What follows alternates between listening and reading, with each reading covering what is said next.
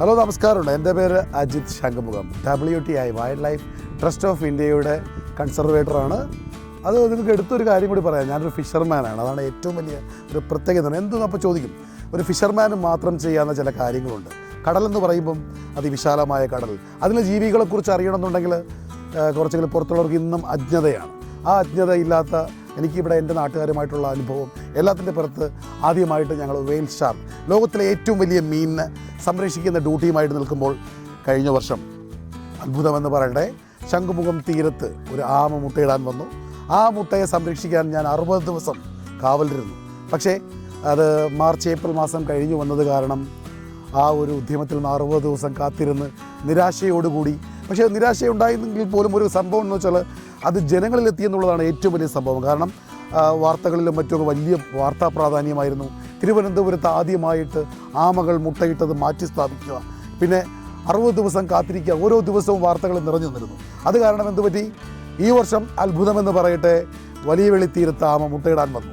ഇവിടെയുള്ള ഒരു 3 ചെറുപ്പക്കാർ അവർ എന്നെ തേടി എന്നെ വിളിക്കുകയും, ഞാൻ ലക്ഷദ്വീപിലായിരുന്നു. ലക്ഷദ്വീപിലിരുന്നു കൊണ്ട് എന്നെ വിളിച്ച് പറഞ്ഞപ്പം ആ സമയത്ത് തന്നെ ഞാൻ എൻ്റെ മോനെ പറഞ്ഞു വിടുകയും, അതേപോലെ തന്നെയാണ് ഇവിടെയുള്ള പിള്ളേരെല്ലാം സ്വരൂപിച്ചുകൊണ്ട് ആമ മുട്ട ആ കാണുന്ന തീരത്തു നിന്നും നമ്മൾ നേരതായി ഇവിടെ കൊണ്ടുവച്ചിരിക്കുകയാണ്. നിങ്ങൾ കാണണം, ഈ ആമ മുട്ടകൾ ഇതിനകത്തിരിക്കുകയാണ്. ഞങ്ങൾ എടുത്ത ആമ മുട്ടകളുടെ വിഷ്വൽ നിങ്ങൾക്ക് തരുന്നുണ്ട്.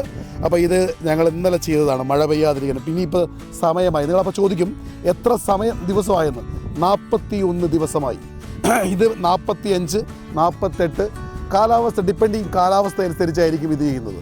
അപ്പോൾ ഇതിനകത്ത് തനിയെ പൊങ്ങി വരും. അപ്പോൾ ഞങ്ങൾ ഇതിനകത്ത് എടുത്ത് ഇതിനെ ഞങ്ങൾ ഇത് ചെയ്തതിന് ശേഷം അന്ന് തന്നെ വൈകുന്നേരം ഞങ്ങൾ ഇതിനെ തിരികെ വിടുന്നതായിരിക്കും. സത്യം പറഞ്ഞാൽ എത്ര മുട്ടയുണ്ടെന്ന് നിങ്ങൾ ചോദിക്കുക. അപ്പോൾ ഞങ്ങൾ പറയാൻ പറ്റും 136 ഉണ്ടെന്ന് പറയുന്നു.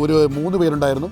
ഒരാൾ പറയും 126 പക്ഷേ നമുക്ക് വിരിഞ്ഞ് വരുമ്പം നിങ്ങളോട് ഒന്ന് മാത്രം പറയാം പ്രിയപ്പെട്ടവരെ, തിരുവനന്തപുരത്തിൻ്റെ ചരിത്രത്തിൽ ആദ്യമായിട്ടാണ് ഒരു ആമയെങ്കിലും പുറത്ത് വന്നാൽ സന്തോഷം. അത് മാത്രമേ പറയാനുള്ളൂ. പിന്നെ ഈ അടുത്ത് തന്നെയാണ് 2 ദിവസം മുമ്പ് വേറൊരു സംഭവം ഉണ്ടായി. വലിയ വെളിയിൽ ഞങ്ങൾ ഇവിടെ നിന്ന് തനി ആമ വന്ന് മുട്ടയിട്ടു. ആരും കണ്ടില്ല. പക്ഷേ വിരിഞ്ഞ സമയത്ത് അതിൻ്റെ വലയ്ക്കടിയിൽപ്പെട്ട് ഒരാഴ്ചയ്ക്ക് മുമ്പേ ആമ ഒരുപാട് ദിവസം കിടക്കേണ്ടി വന്നു. വലയിൽ കുടിയും കിടന്നു. ഇവിടെയുള്ള മത്സ്യത്തൊഴിലാളികൾ അവരെ രക്ഷപ്പെടുത്തി വിട്ടു. കേൾക്കണം, മത്സ്യത്തൊഴിലാളികൾ.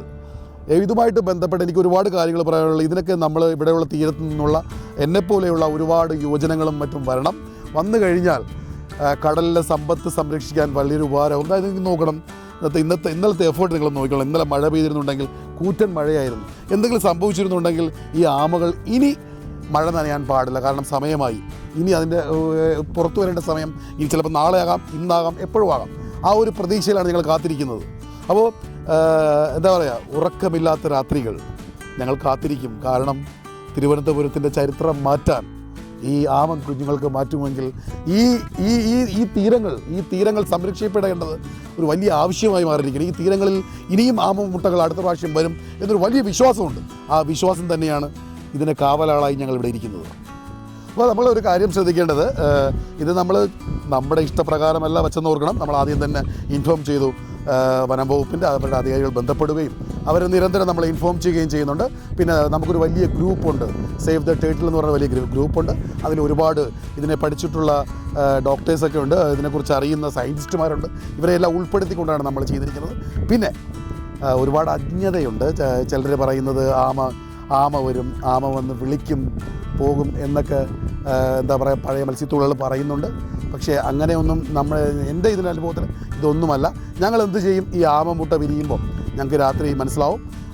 അപ്പോൾ രാത്രിയാകുമ്പോൾ തന്നെ ഇതിൻ്റെ ഈ പുറം ഭാഗമൊക്കെ ഇങ്ങനെ ഓപ്പണായി മണ്ണ് വെടിക്കുന്ന സമയത്ത് നമ്മൾ ഇതിനെല്ലാം കളക്ട് ചെയ്ത് ഒരു ഇതിനകത്താക്കി സുരക്ഷിതമായി വെച്ചിട്ട് അന്ന് തന്നെ വൈകുന്നേരം നമ്മളിവയെല്ലാം തുറന്ന് കടലിലോട്ട് വിടും. കാരണം പട്ടി, പൂച്ച, ഒരുപാട് ഈ സ്ഥലങ്ങളിലൊക്കെ പട്ടിയൊക്കെ ഉള്ളതുകൊണ്ട് എങ്ങനെ വന്നാലും അത് നശിക്കാൻ സാധ്യതയുള്ളതുകൊണ്ട് നമ്മൾ അതിനെ വിട്ടുകൊടുക്കില്ല.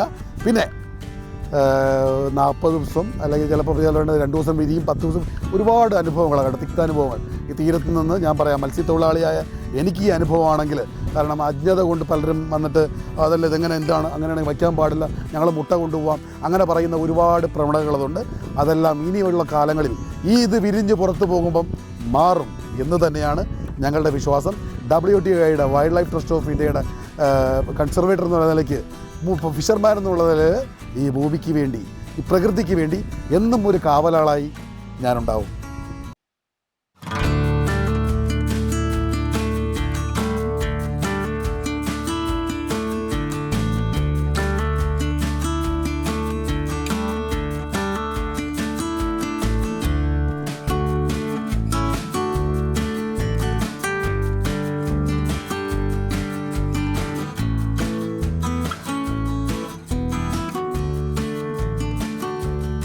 ഓക്കെ പൊക്കോ, വിട്ടോ